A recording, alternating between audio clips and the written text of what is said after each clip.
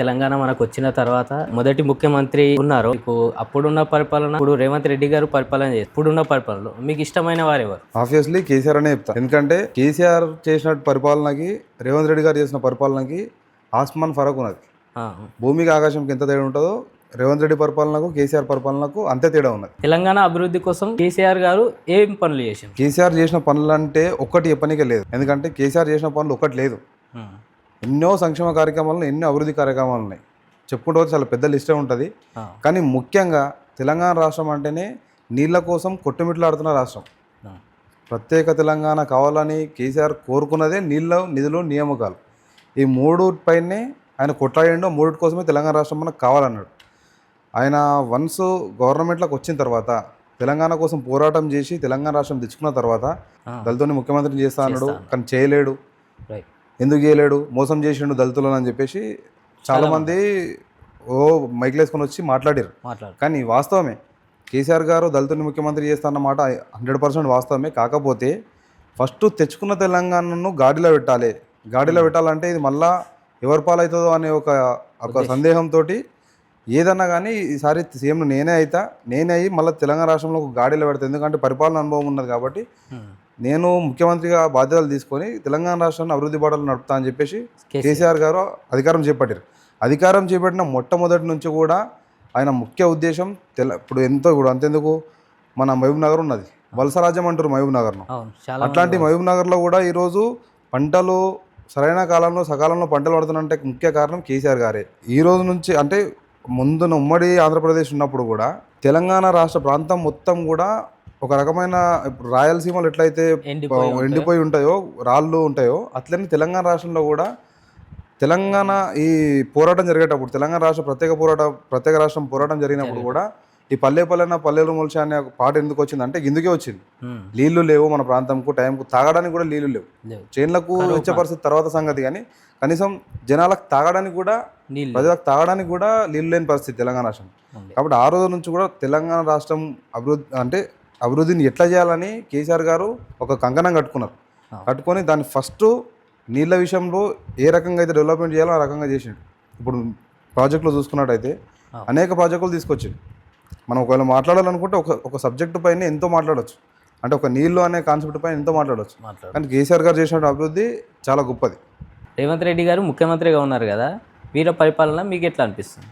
ఇక ఈయన పరిపాలన గురించి చెప్పాలంటే ఇక మాటలు లేవు, కనీసం చెప్పుకోవడానికి మాటలు లేవు. ఎందుకని ఈ మాట అంటున్నా అంటే, రేవంత్ రెడ్డి గారు ఫస్ట్ కాంగ్రెస్ ప్రభుత్వం అధికారంలోకి రాగానే ముఖ్యమంత్రి కానికనే 4 రోజులు టైం పట్టింది. ముఖ్యమంత్రి ఎవరు అనేది డిక్లేర్ చేయడానికనే కాంగ్రెస్ ప్రభుత్వంకు 4 రోజులు పట్టింది.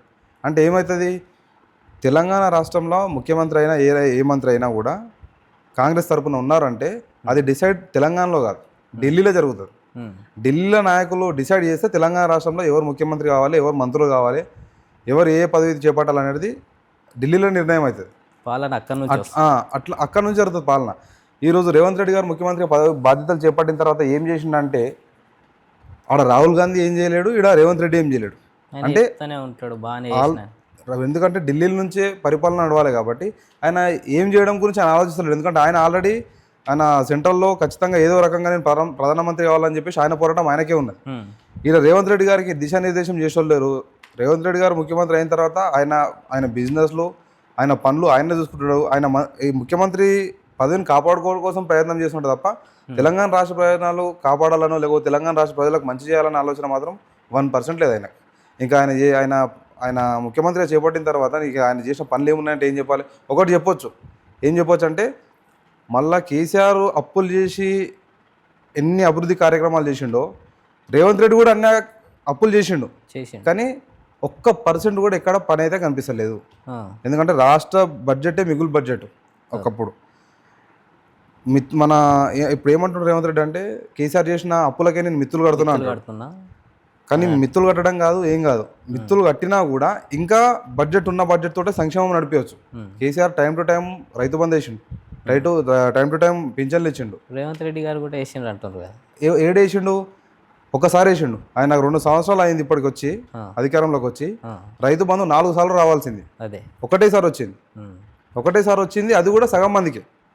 50% కూడా కంప్లీట్ చేయలేడు ఆ రైతు బంధు కూడా. రుణమాఫీ కూడా చేసిన అని అన్నారు. అది కూడా రుణమాఫీ కూడా 2 లక్షల లోన్ ఉన్న వాళ్ళకు రుణమాఫీ చేస్తా అన్నాడు. కానీ ₹1,00,000 ఉన్న లోపే అయిపోయింది. అది కూడా సగం మందికి అయింది. అది కూడా పూర్తిగా కంప్లీట్ కాలే. ఈయన చేసిన పనులన్నీ కూడా చెప్తే ఇట్లనే అన్ని సగం ఏదో అంత తూతు మంత్రంగా చేస్తారు కదా, అట్లా తూతు మంత్రంగా చేసిండు ఆయన.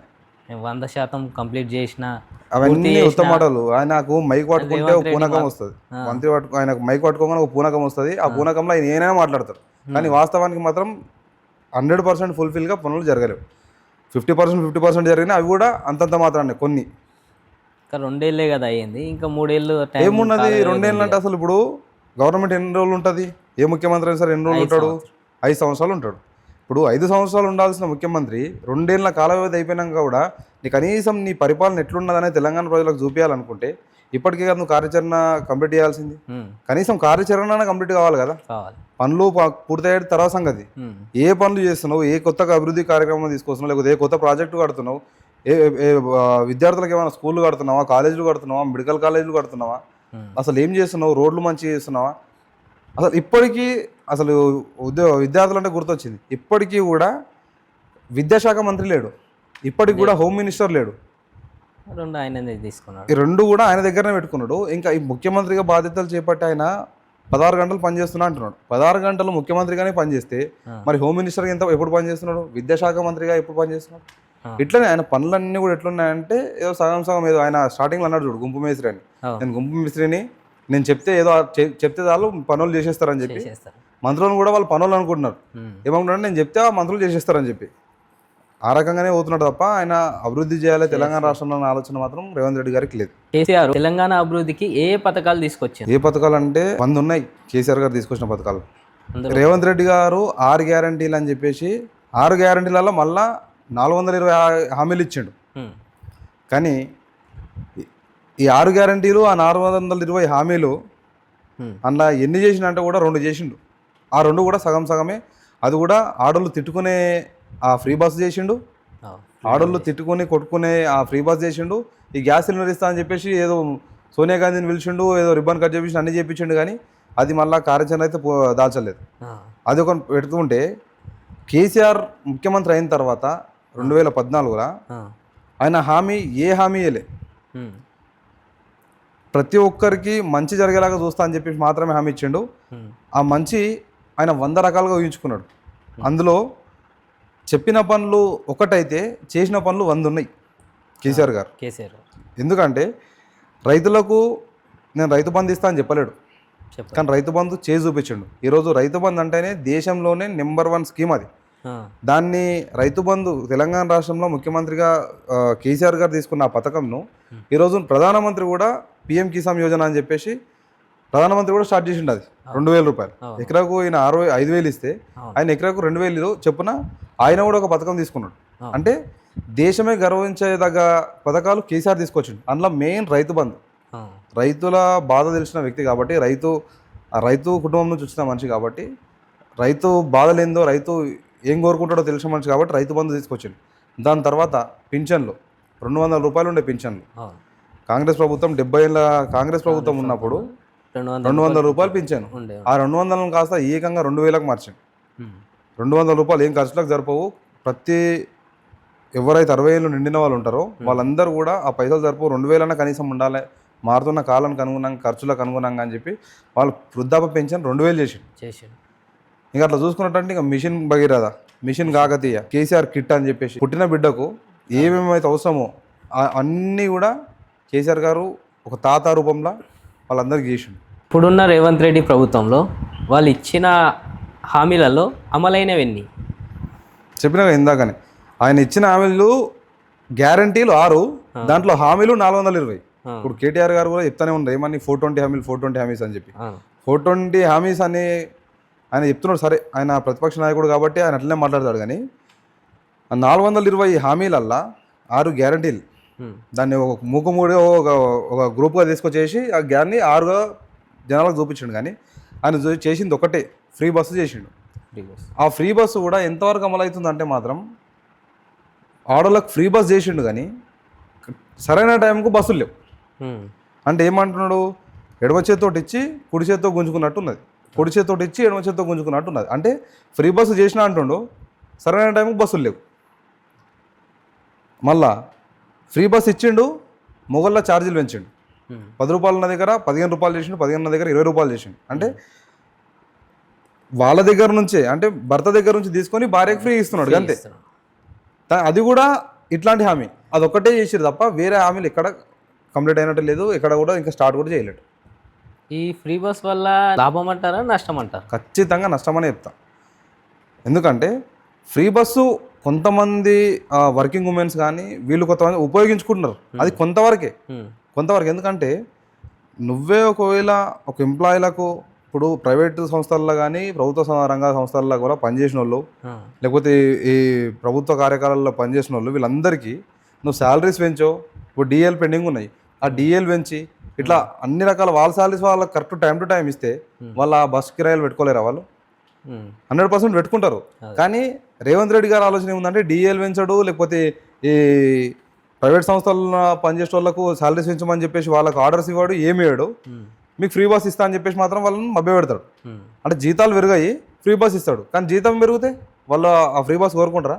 కోరుకోరు. ఖచ్చితంగా నష్టమే అది. అంటే జీతం కట్ అవుతున్నది, ఇక్కడ ఫ్రీ వస్తున్నాయి. ఇది నా వర్షన్. అనేక ఉద్యోగాలు కూడా ఇచ్చిన అని రేవంత్ రెడ్డి గారు అవేం కాదు, ఒక్క ఉద్యోగం కూడా కాంగ్రెస్ ప్రభుత్వం మేలే ఇప్పటివరకు. ప్రత్యేక తెలంగాణ ఏర్పడిన తర్వాత కాంగ్రెస్ ప్రభుత్వము ఇప్పుడు 2 సంవత్సరాలు అవుతుంది కదా అధికారంలోకి వచ్చి, ఒక్క ఉద్యోగం కూడా వేయలేడు. ఆ ఇచ్చిన ఉద్యోగాలన్నీ కూడా అది తెలంగాణ యాసలో చెప్పాలంటే ఇంకో రకంగా ఉంటుంది, వెతుకొని ముద్దాడడం. అంటే మంత్రులు ప్రసంగిస్తుంటారు కదా సభలల్లా, ఉద్యోగాలు మేము ఇచ్చే బట్టికే ఉద్యోగాలు వచ్చినాయి అని. అదంతా అవన్నీ ఎన్నో మాట్లాడతారు, మైక్లో పట్టుకున్న తర్వాత వాళ్ళు ఎన్నైనా మాట్లాడతారు. కానీ వాస్తవం ఏంది, కేసీఆర్ గారు ఈ టీచర్ ఉద్యోగాలు అవి కానీ, ఈ పోలీస్ ఉద్యోగాలు కానీ, ఇవన్నీ నోటిఫికేషన్ వేసింది కేసీఆర్ గారు. అదే దాన్ని లాస్ట్ మూమెంట్లో ఆ నియామకాలు జరపకుండా ఆపింది ఎవరు? ఇదే రేవంత్ రెడ్డి గారు ఆ రోజు ఆపి ఈయన గవర్నమెంట్లోకి వచ్చిన తర్వాత నియామక పత్రాలు ఇచ్చాడు. ఆ ఎగ్జామ్ కండక్షన్, ఆ పోస్టులు వేయడం కాడ నుంచి ఎగ్జామ్ కండక్షన్ చేసి ఎవరెవరైతే సెలెక్టెడ్ పీపుల్ ఉన్నారో వాళ్ళని సెలెక్ట్ చేసింది కూడా కేసీఆర్ గారు ప్రభుత్వమే. నియామక పత్రాలు మాత్రమే గవర్నమెంట్ చేంజ్ అయిన తర్వాత 5 years తర్వాత ఎవరు కూడా ఉండరు కదా. కేసీఆర్ గారు పోగానే గవర్నమెంట్ వాళ్ళ అదృష్టం కొద్దీ కాంగ్రెస్ గవర్నమెంట్ వచ్చిన తర్వాత నియామక పత్రాలు మాత్రం వెళ్ళిచ్చి మేము ఇన్ని ఉద్యోగాలు నింపినాం, ఒకసారి 40,000 అంటాడు, ఒకసారి 70,000 అంటాడు. 70,000 ఉద్యోగాలు నేను నింపినని చెప్పేసి మాట్లాడుతున్నాడు. కానీ అది పూర్తి అవాస్తవము. వాస్తవం ఏంది, కేసీఆర్ గారు నియమించిన వాళ్ళందరినీ లాస్ట్ మూమెంట్లో ప్రభుత్వంలోకి వచ్చి అప్పుడు ఆపిండు. లాస్ట్ మూమెంట్లో గవర్నమెంట్లోకి వచ్చిన తర్వాత ఈయన నియామక పత్రాలు మాత్రమే ఇచ్చాడు. దానికి నేను ఇస్తున్నాను అని చెప్పేసి చెప్తున్నాడు. అది జనాలంతా గమనిస్తున్నారు లేదని. అప్పటి కేసీఆర్ పాలనలో రైతులు లాభపడ్డారా నష్టపోయినారంట? 200% లాభపడ్డారు. ఎందుకంటే ఉమ్మడి ఆంధ్రప్రదేశ్ ఉన్నప్పుడు వరి కొనుగోలు చేయాలంటే లిమిట్, జొన్నలు కొనుగోలు చేయాలంటే లిమిట్, లేకపోతే ఇంకా వేరే ధాన్యాలు ఏదన్నా మక్కలు కూడా కొనుగోలు చేయాలంటే లిమిట్, ఇంతే వండియాలి, ఇంతే తీసుకోవాలి. అట్లాంటి లిమిట్స్ ఉన్న రైతుకు నువ్వు ఎంతనన్నా వండియు, నువ్వు ఎంత అమ్ముతే అంత కొంటా అని చెప్పేసి ధైర్యాన్ని కల్పించింది కేసీఆర్. ప్రతి ఇంటి పెద్ద కొడుకులాగా, ప్రతి ఇంటి పెద్దనలాగా, ప్రతి ఇంట్లో వాళ్ళ సమస్యలు తెలిసిన లాగా ఏ రైతుకు ఏ బాధ ఉంటుందని చెప్పి తెలిసిన నాయకుడు కేసీఆర్. ఆయన కూడా ఏదో బిజినెస్ మ్యాన్ ఫ్యామిలీ నుంచి రాలే, ఆయన కూడా రైతు కుటుంబం నుంచి వచ్చిండు. రైతు కుటుంబం నుంచి వచ్చే ఉద్యమ నేపథ్యంలో ముందుకు వచ్చి అనేక పదవులు అనుభవించి, ఇదంతా కాదు నేను ఒక్కరిని బాగుపడితే కాదు తెలంగాణ రాష్ట్రం మొత్తం బాగుపడాలని చెప్పేసి ఉద్యమం పూనుకున్నదే ఆ రైతు బాధ గురించి. ఖచ్చితంగా రైతు ఆ రోజు సంతోషపడ్డా బాధపడ్డా అంటే 100% సంతోషపడ్డాడని చెప్తాను. ఎందుకంటే రైతుకు సరైన సకాలంలో పెట్టుబడులు లేక చాలామంది సాహుకారుల దగ్గర అక్కడిక్కడ అప్పులు తీసుకొస్తారు. ఈ అప్పులు తీసుకురావాల్సిన పరిస్థితి రావద్దు రైతుకు పెట్టుబడి మనమే ఇవ్వాలని చెప్పేసి ఆలోచనతో రైతు బంధు తీసుకొచ్చింది. రైతు బంధు తీసుకొచ్చి ప్రతి రైతుకు కూడా ప్రతి 6 నెలలకు ఒకసారి, సంవత్సరంలో 2 సార్లు 2 పంటలు తీస్తే సంవత్సరంలో 2 సార్లు ప్రతి రైతు కూడా పెట్టుబడి ఇచ్చింది. పెట్టుబడి సాయం చేసినప్పుడు రైతు సంతోషపడతాడా బాధపడతాడా? 100% సంతోషపడతాడు. 100% రైతులందరూ పండించిన పంట కూడా సరైన మద్దతు ధర ప్రకటించింది కేసీఆర్ గారు. ఈరోజు రేవంత్ రెడ్డి గారు ఏదో 500 బోనస్ ఇస్తానని ఇట్లా రకరకాలు మాట్లాడుతున్నారు. ఇవన్నీ పెట్టింది చేసింది కేసీఆర్ గారే. దాన్ని ఫాలో అవుతున్నారు రేవంత్ రెడ్డి గారికి అంతే. మరి రైతుల గురించి రేవంత్ రెడ్డి ఏం చేస్తున్నారు? రేవంత్ రెడ్డి ఏం చేస్తున్నా అంటే రైతులను మోసం చేస్తున్నా అని చెప్తాను నేను. ఎందుకంటే ఇప్పుడు రైతు బంధు ఉన్నది, కేసీఆర్ గారు స్టార్ట్ చేసిన రైతు బంధు పథకం ఉన్నది. రైతు బంధు పథకంను సకాలంలో రైతులకు పెట్టుబడి సాయం చేస్తున్నాడా? చేస్తలేడు. రైతులకు ఒక్కసారి వేసిండు, ఒక్కసారి కూడా సగం మంది రైతులకు వేసిండు, మొత్తం రైతులకు వేయలేడు. దానికి లిమిట్ పెడతా అన్నాడు కేసీఆర్. దాని మీద పెద్ద కుంభకోణం చేసిండు, ఎన్నో కోట్లు కొల్లగొట్టిండు. లేకపోతే 100 ఎకరాలు ఉన్న భూస్వాములకు కూడా ఈ రైతు బంధు ఇచ్చిండు. తెలంగాణ రాష్ట్ర బడ్జెట్ను మొత్తం దారి మళ్ళిచ్చిండు అని చెప్పేసి రకరకాలుగా రేవంత్ రెడ్డి గారు మాట్లాడారు, కాంగ్రెస్ నాయకులు అందరూ మాట్లాడారు. కానీ రేవంత్ రెడ్డి గారు ఆ రోజు చూసింది 100 ఎకరాల భూస్వాములా 1000 ఎకరాల భూస్వాములా కాదు. ఆయనకు ఒక సందర్భం నేను చెప్తా. కేసీఆర్ గారు ఉద్యమం చేస్తున్న టైంలో ఒక మనిషిని కలిసిండు. ఆ మనిషి ఎందుకు వచ్చి అంటే వర్క్ నార్మల్గా కూలి పని చేసుకునే వ్యక్తి. ఏ ఊరు ఇట్లా పని చేసుకుంటా క్యాజువల్గా అడుగుకుంటా ఏ ఊరు మీద అంటే మహబూబ్ నగర్ సార్ అన్నాడు. మరి మహబూబ్ నగర్ అంటే మీకు వ్యవసాయం లేదా, వచ్చి ఈ పని ఏం చేస్తున్నావు ఇట్లా అంటే భూమి లేదా, ఫస్ట్ భూమి లేదా, ఇక్కడ వచ్చి ఈ పని ఏం చేస్తున్నావు అని అంటే ఎందుకు లేదు సార్ భూమి ఉన్నది, ఎంతున్నది భూమి 50 ఎకరాలు ఉన్నా సార్. 50 ఎకరాల భూమి ఉందా? 50 ఎకరాల భూమి ఉంటే మరి నువ్వు వచ్చి కూలి పని ఎందుకు చేసుకుంటున్నావా అని అడిగితే ఏం చేయాలి సార్, 50 ఎకరాలు మొత్తం చెట్లు చేమలు రాళ్ళు, నీళ్లు లేవు, ఏం వ్యవసాయం చేస్తాం, ఏం చేయడానికి దిక్కు లేక బతకడం కోసం ఇక్కడికి వచ్చినామని చెప్పేసి ఒక మాట కేసీఆర్ గారు డైరెక్ట్గా విన్నారు. విని అరే 50 ఎకరాలు ఉన్న రైతు కూడా ఈరోజు ఇట్లాంటి పరిస్థితుల్లో కూలీ చేసుకునే పరిస్థితిలో ఉన్నాడు, మనం ఏదన్నా చెయ్యాలి రైతుల గురించి అని చెప్పేసి ఈ రైతు బంధు ఇట్లాంటి అన్ని స్కీములు తీసుకొచ్చి నీళ్లు తీసుకొచ్చి రైతులను సంతోషపరిచండి. ఒకప్పుడు మహబూబ్ నగర్ అంటేనే వలసరాజ్యం అనేవాళ్ళు. ఈరోజు ప్రతి రైతు కూడా మహబూబ్ నగర్ ఊర్లోనే వండుకుంటా సొంత భూమిలో కష్టం చేసుకొని బతున్నాడు. అంటే ఆ రైతు బంధు కూడా ఎందుకు అన్ని ఎకరాలకు కూడా ఇచ్చిండంటే ఇన్ని ఎకరాలు అనేది లిమిట్ కాదు. ప్రతి రైతు కూడా ఈరోజు ఖచ్చితంగా కేసీఆర్ గారు 2 సార్లు అధికారంలో ఉండి 3వ సారి అధికారంలోకి వస్తే 200% ఆ రైతు బంధుకు లిమిట్ పెడుతుండే ఇన్ని ఎకరాలు అనేది. కానీ ఒక 2 టర్ములన్నా వీళ్ళకు ఫ్రీగా మనం ఇస్తే, 2 టర్ములన్నా వీళ్ళకు కనీసం పెట్టుబడి సాయం చేస్తే మొత్తం భూములు సెట్ చేసుకుంటారు. సెట్ చేసుకొని ధాన్యాలు పండించి వ్యవసాయం అంటే ఇష్టపడేలాగా చేస్తారు. వ్యవసాయం అంటే కొన్ని పరిస్థితులలో వ్యవసాయం చేస్తుందంటే పిల్లనిచ్చే పరిస్థితి లేదు. కాబట్టి ఇదంతా మారాలి అని చెప్పేసి 2 టర్ములు కూడా రైతు బంధు అన్ని ఎకరాలకి ఇవ్వడం కారణం అదే.